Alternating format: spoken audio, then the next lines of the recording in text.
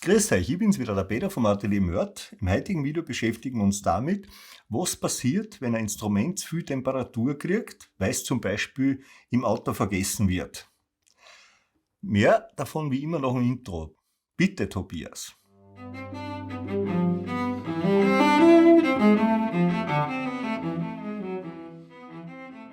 Ich habe jetzt vor kurzem ein Instrument einer gekriegt.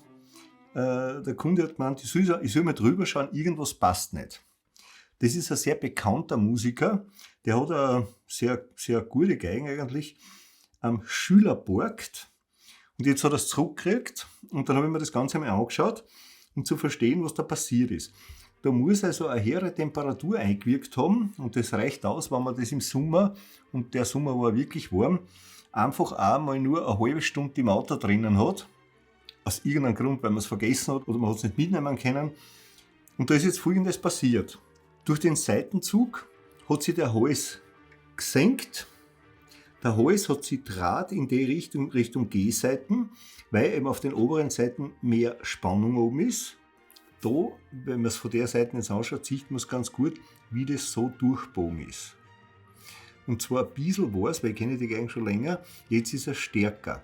Der Stimmstock ist nach unten gewandert, hat sozusagen die F-Klappen mit genommen, die Decken deformiert und natürlich der Boden ist mehr ausgebeult worden. Da ist die F-Klappen jetzt um einen Millimeter eigentlich eingesunken. Das war früher nicht. Bossbalkenseiten ist weniger oder fast gar nichts, weil immer mal ein neuer Bossbalken reingekommen ist. Man sieht es jetzt von der Position, wenn ich das so drehe, das ganze Ding, dann sieht man es da ganz gut, dass der Steg selber nicht mehr gerade unten steht, die Füße, sondern leicht so steht, was eigentlich unüblich ist. Üblicher ist es, dass auf der Bossbalkenseite ein bisschen einen längeren Fuß hat, damit er richtig umsteht. Das hängt eben genau mit dieser Wärmeeinwirkung, mit dieser Deformation zusammen. Und, warte, da muss ich jetzt ein bisschen drehen, die Geigen, was man jetzt auch noch gut sieht. Wenn man die von vorne jetzt anschaut, dann sieht man, dass da herüben auf der G-Seite viel mehr Platz ist wie auf der E-Seite. Das ist das, was ich zuerst gesagt habe, dass sich der Hals nicht nur gesenkt hat, sondern dass er sich auch leicht draht hat. Dadurch, dass ein Seitenzug auf der einen Seite mehr ist wie auf der anderen. Und wenn du es jetzt noch so anschaust, das Instrument, und da die Steghöhe anschaust, dann siehst du sofort, wie hoch die wirklich ist. So kannst du auf der Geige nicht mehr spielen. Geht nicht. Ja? Und da gibt es dann noch krassere Sachen. Also ich hab das einmal in Brasilien erlebt.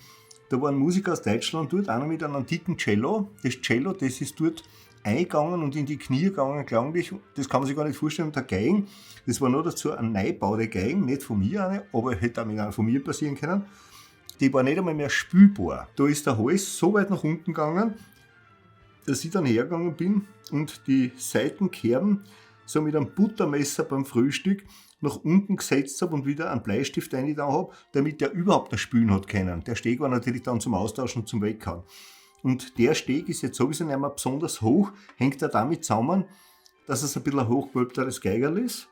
Aber es wird, wenn man das jetzt noch niedriger machen würde, einfach viel zu nieder, das Ganze.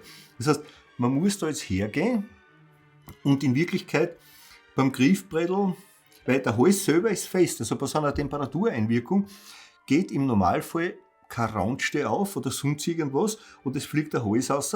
Es ist einfach was sich sozusagen mehr deformiert, als es notwendig ist und dadurch natürlich Spannungen reinbringt. Das heißt, die Bocken, also die oberen Bocken und die unteren Bocken, schießen natürlich mehr nach oben, Boden wird mehr gestreckt, das Ganze, das war in einem stabilen Zustand über, sagen wir mal, 250 Jahre. Und jetzt ist eben genau das passiert, das ist zu warm geworden, jetzt hat sich das alles übermäßig deformiert.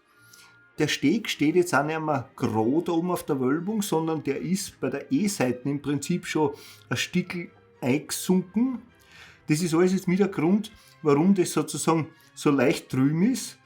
Und jetzt muss man eben hergehen, einen Stimmstock austauschen, da einen kleinen Keil unterlegen, weil da habe ich jetzt eine knappe 17 mm Höhe runtergemessen und das soll definitiv mehr haben. Ja, also bei so einer Geigen liegen wir bei ungefähr 19,5 mm. Also das gehört ein kleines bisschen aufgehoben und dann kann man wieder einen Steg aufsetzen, der passt. Sonst fällt der Geigen nichts. Aber das ist das, was passiert. Und das ist eigentlich alles nur durch eine kleine Unachtsamkeit. Weil in so einem Auto kann es da relativ warm werden. Ihr kennt das wahrscheinlich von euch selber. Ihr macht ein Autotür auf, das Auto ist irgendwo gestanden, auch vielleicht nur eine halbe Stunde oder eine Stunde, Sonne knallt auf. Du machst das Auto auf und da kommt eine Hitzewelle raus, das ist ein Hammer. Und genau das vertragt natürlich ein Streichinstrument auch nicht. In dem Fall, sagen wir mal, nicht gut, dass es passiert ist, aber es ist noch kein Malheur, dass das passiert ist. Und das war es unter Umständen, ein Musiker, das ist ihm nicht so bewusst, dass sowas sein kann oder sowas passieren kann. Und wenn da dann so kleine Einrissel von vornherein sind, die zwar repariert sind, die können dadurch, dass natürlich da in die Backen eine viel höhere Spannung ist als vorher, die können dann wirklich aufmachen. Also mein Tipp, lasst ein Instrument nicht in ein Auto drinnen, auch nicht für kurze Zeit, wenn es heiß ist. Hat nichts mit der Versicherung zu tun, weil eine Versicherung kann aber den Schaden nicht. Das nächste ist bei Open-Air-Konzerten, wenn da die Sonne aufknallt. Und das ist, wenn es warm ist draußen, das ist zu warm. Das heißt, nehmt da irgendeine Schachtel her zum Spülen, aber nicht jetzt ein hochwertiges Instrument. Beziehungsweise, wenn das dann, wie es in Brasilien zum Beispiel war, das ist fast am Äquator gewesen, das ist definitiv zu warm. Und man hat das auch gesehen, dass die Instrumente sozusagen dann nicht mehr funktionieren. Und dann gibt es noch eine Besonderheit, wenn es mit Temperatur bzw. mit Feuchtigkeit zusammenhängt. Es gibt Instrumente, zum Beispiel zum Teil im Wiener Raum oder im süddeutschen Raum, die sind mit einem Leimwasser grundiert worden. Und das ist natürlich ein hygroskopischer Film unterm Lack drinnen. Das heißt, wenn es feucht wird, dann sauft sich dieser Film an, der zieht Feuchtigkeit an und dann geht der Klang sofort in die Knie. Weil das ist wie so ein Dämpfungsdecken zwischen Holz und Lack drinnen. Da kannst du eigentlich auch gar nicht so viel machen dagegen. Das ist eine Reaktion und das kommt halt, wenn sich das Wetter ändert.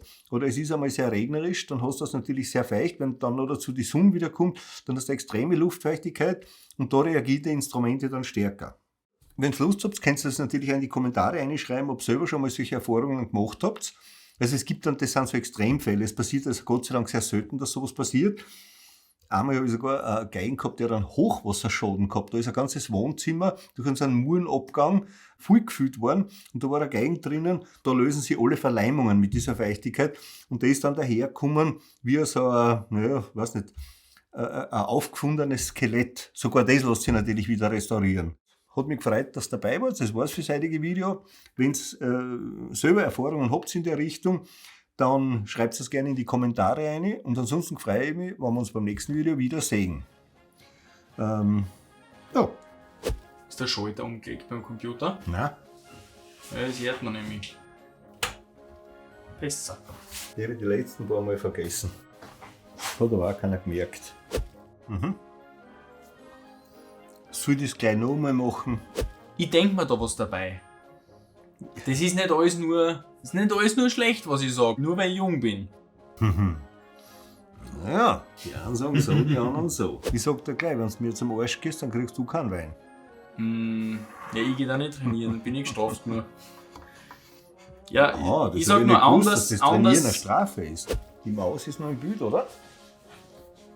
Ja, ist richtig, dass du ein bisschen Maus auch.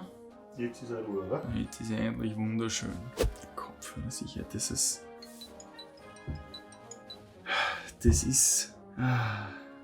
Besorg dir bitte das 14er, dann hast du die Probleme alle nicht. Halt die Klappe. Alles dann. Danke, dass ich die jetzt vergessen. Ich weiß, deswegen mach's ja ich. Jetzt hat's ordentlich gescheppert, ha?